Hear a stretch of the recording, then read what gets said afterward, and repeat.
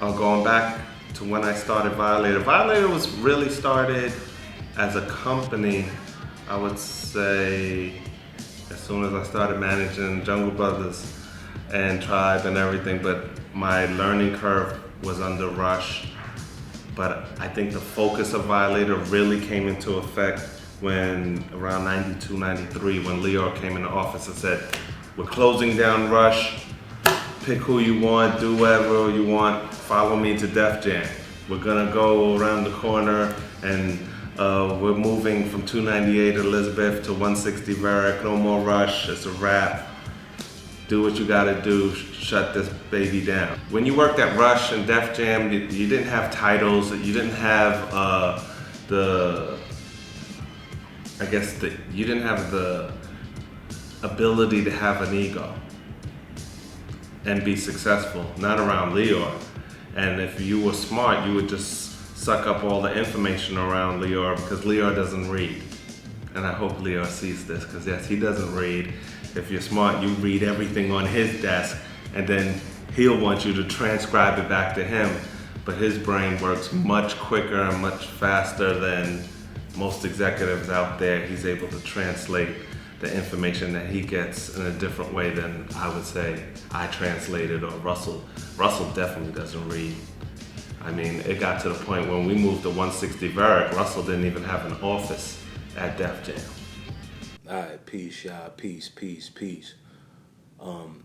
In this video, I'm gonna be breaking down the life and career and the demise of CEO mogul Chris Lighty. Now, like I always say about people that have passed, I'm going to be respectful to the deceased and pay my respects to his family, his friends, and anyone that was associated to Chris Lighty, all of his relatives and brothers. Like I said, I just want to pinpoint a few things that I found in his story that didn't really add up to me, you know. And a lot of you guys asked me about Shakir Stewart, who is also an A&R on Def Jam as well. But we're gonna get more into to that as well. But we're gonna focus mainly on Chris Lighty. All right. So Chris Lighty grew up in the Bronx River Projects. All right. And attended Samuel Gompers High School. All right. Now, Bronx River was a very rough neighborhood during this time, and Chris and his 5 siblings did what they had to do to survive during these times. Now, it's possible that, you know, during this, you know, he had to get his name up or his rep. You know, there was a lot of stories that, you know, Chris Lighty was, you know, heavily active in the streets. All right, and he was a part of a gang called the Violators, all right, which is where he got the name for the record label, the Violators, all right. But fast forward to him getting his first shot, which was after high school, all right. So after high school, he got his first chance by carrying records for DJ Red Alert, okay. So if you guys know DJ Red Alert and the connection to the Bronx River Projects, you know, you had the Zulu Nations in that area at the time.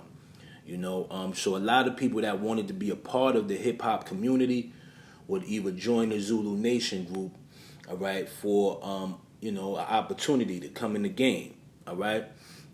And I'm going to be making a video on that as well. A lot of organizations that are involved in the entertainment industry. All right, so like I said, it's possible that he came up with the group Zulu Nation to make his rounds and put in his work, you know what I'm saying, as far as with being a part of the industry. All right, so later down the line, he helped Russell Simmons also carry his records when Russell Simmons started his label, which was Rush Entertainment at the time. All right, this was before Def Jam. All right, when Russell Simmons started his label, it was actually called Rush Entertainment, all right? And then when Leo Cohen came along and Rick Rubin came along, that's when they named it Def Jam, all right? So he was making his rounds with Russell Simmons and, getting his feet wet in the industry, learning the ins and outs and the ropes on how to run a business, So Russell Simmons kind of like showed Chris Lighty the ropes on how to actually run a business. All right. Fast forward to 1996, he formed his indie record label, Violator Records, all right, with a close friend by the name of Mona Scott. All right, now Mona Scott is also the pioneer of a lot of negativity in the black community as of today, with shows like Love and Hip Hop and Power. All right, but in 1997, him and Mona Scott actually put their heads together and created the record label, which was called Violator Records, an indie company. All right, now no one knows how he got the finances to actually fund this record label, but he was able to put it together. Possibly, maybe Russell, loaned him a couple dollars, and he got the label off the ground. All right. So in 1997, Chris Lighty actually used his networking skills and partnered up with Russell Simmons by getting LL Cool J in his very first Gap commercial. Okay.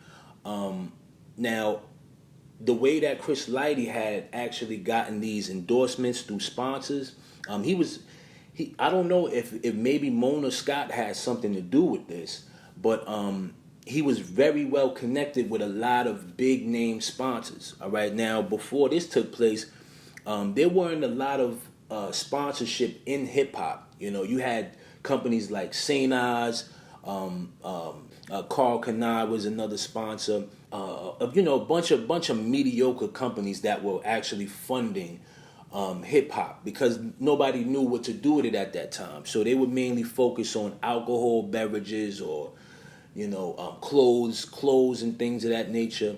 During this time, hip hop was a very small collective as far as with sponsorship. Now, when we look at hip hop today, Pepsi is involved.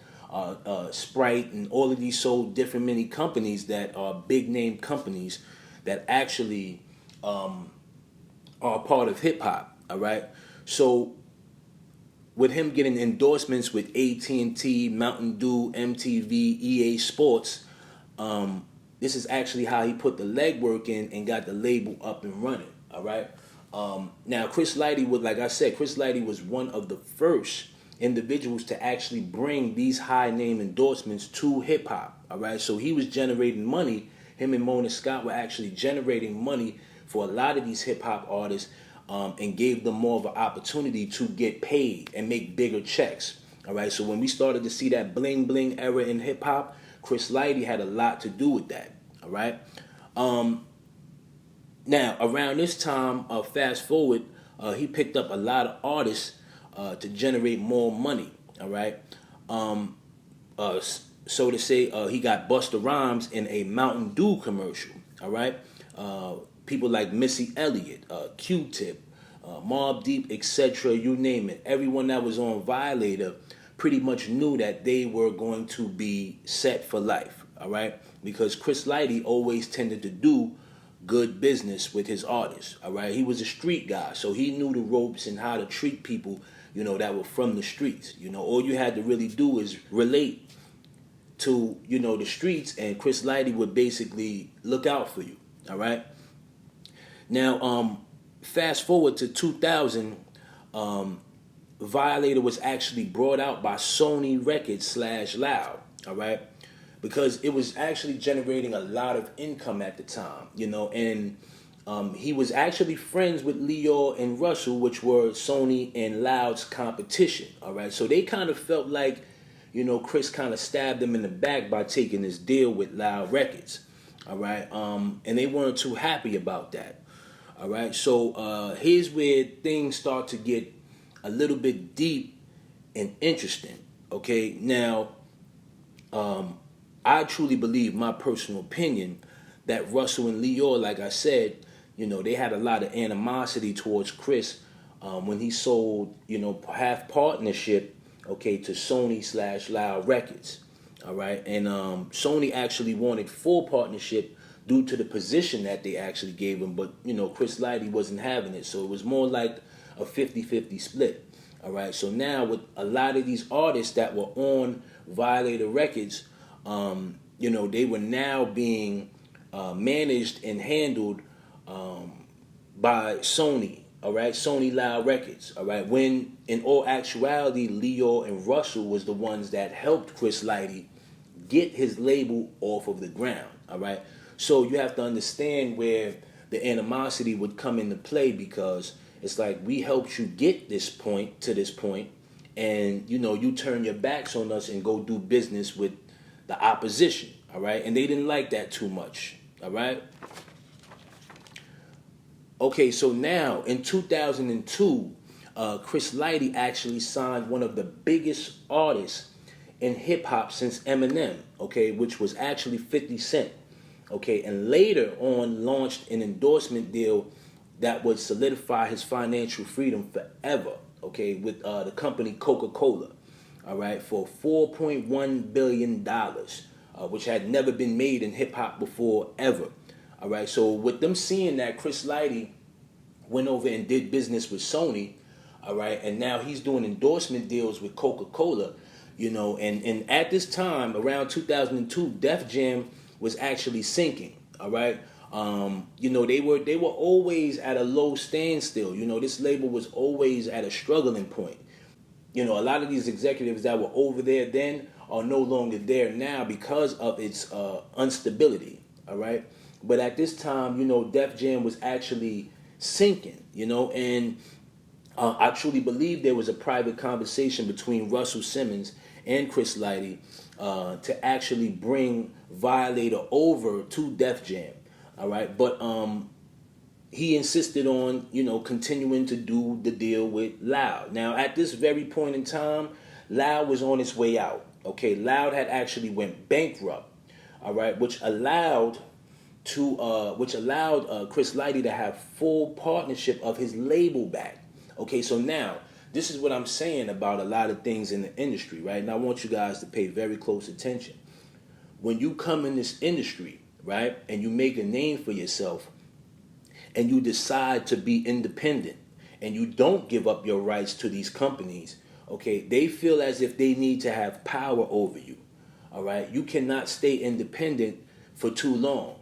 Okay, which is why we see a lot of these artists now that are so independent, and then all of a sudden now they're signed to a record label. And it's like, why would you sign a record label if you're already generating your own income, right? Because at a certain point, they will not allow you to have freedom, okay? They have to have control over you. If you're going to operate in the music business, they're going to make it difficult for you where you can't get booked shows. Okay, you're going to miss out on tour money. You're going to miss out on production, on getting your music played on MTV. Okay, getting your music played on video, on radio. All right, you have to play along in the industry. Okay, so there's certain things and rules that apply when you want to be a part of the industry and want to be independent. If you want your songs and your records played on the radio and on TV, okay, at this very point in time, you had to sign a deal. Okay, you had to sign with the major. All right, unless your company was generating enough money to finance this, which was very expensive at the time. All right. So with Chris being independent, like I said, this would actually give him the leverage to actually buy out Def Jam in its entirety. All right, like I said, now at this very point in time, which was 2002, 2003, Def Jam was actually on its last leg. Okay, they had a lot of artists still over there, which was like DMX was still there, Method Man, Redman, Jay-Z also, Dipset. I believe Dipset was on Def Jam, but they were the ones that were actually keeping them afloat. All right. Rockefeller, so to say, was the only label that was actually keeping Def Jam afloat. All right. Now, here's where I want to point something out, and this is just my personal opinion, okay? Because I know that how businesses ran. Now, I don't want you guys to feel as if I'm, putting somebody on a hot seat, but I found something very suspicious with the death of Chris Lighty. In 2012, Chris Lighty was actually found dead on his patio in his South Riverdale, Bronx apartment, all right? Now, his wife Veronica and him were the only person there, which was reported to the police. Okay, now him and his wife Veronica were going through a fallout at this very same time. Okay, due to the fact that Chris Lighty was actually going bankrupt. All right, during this time in 2012, he was going bankrupt. Now, in this situation here, like I said, him and his wife were arguing due to the fact that Chris Lighty was actually bankrupt. It is said that he was actually writing bounce checks for over $50,000. Okay, and he was in debt for almost $1 million.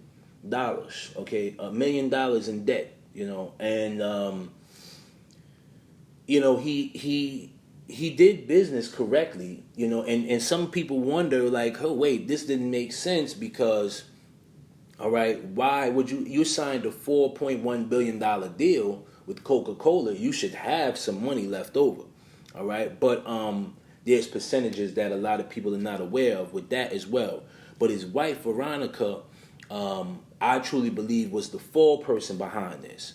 Okay, now if we take a close look at Lior, all right, Lior is the only person that may have been behind the situation of Chris Lighty's death. Okay, because actually Lior Cohen wanted Violator in full ownership. All right, but Chris didn't want to give it up. All right, they wanted to buy Chris Lighty out. All right, and I truly believe the only way to do so, all right, was to erase Chris Lighty out of here. Now, we don't see Violator records today because the legacy has stopped going on. All right, nobody is still reliving that legacy.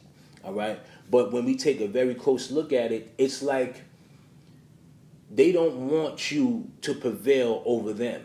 All right, when you're dealing in this business, they don't want you to prevail over them.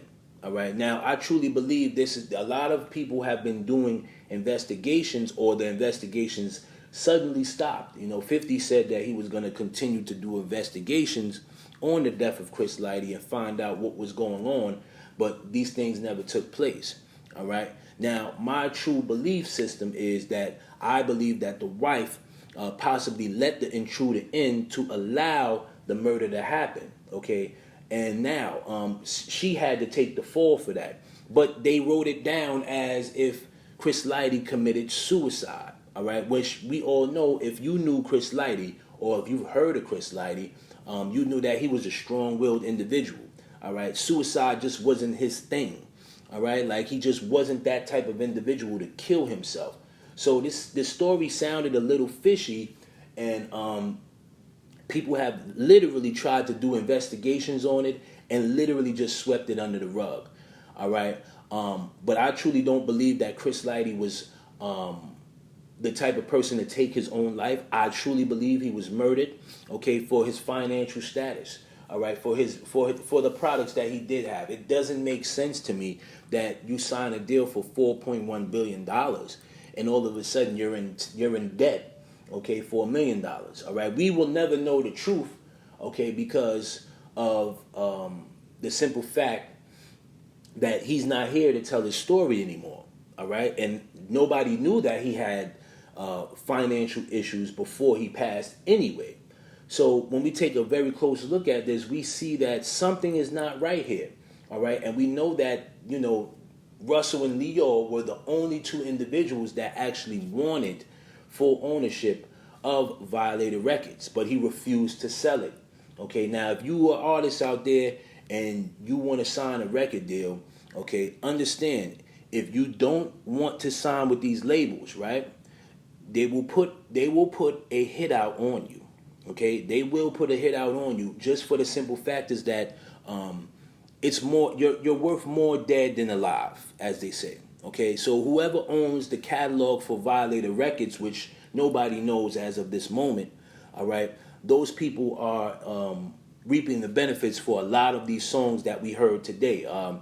Missy Elliott's career, Busta Rhymes, 50 Cent, a lot of these people, Mobb Deep, a lot of these individuals, Q-Tip, a lot of these individuals, LL Cool J, these individuals are generating income of whoever owns these masters. All right. So with that being said, I hope I broke this down in a whole, and maybe you guys can do some more due diligence on what truly really happened to Chris Lighty, and find out, why they did him like this. Okay, because I truly don't believe that he committed suicide. I think this was a murder. All right. So I hope everybody stays safe and has a blessed week. I'm going to be dropping 2 more videos for you guys on Patreon. Peace and be safe. Love.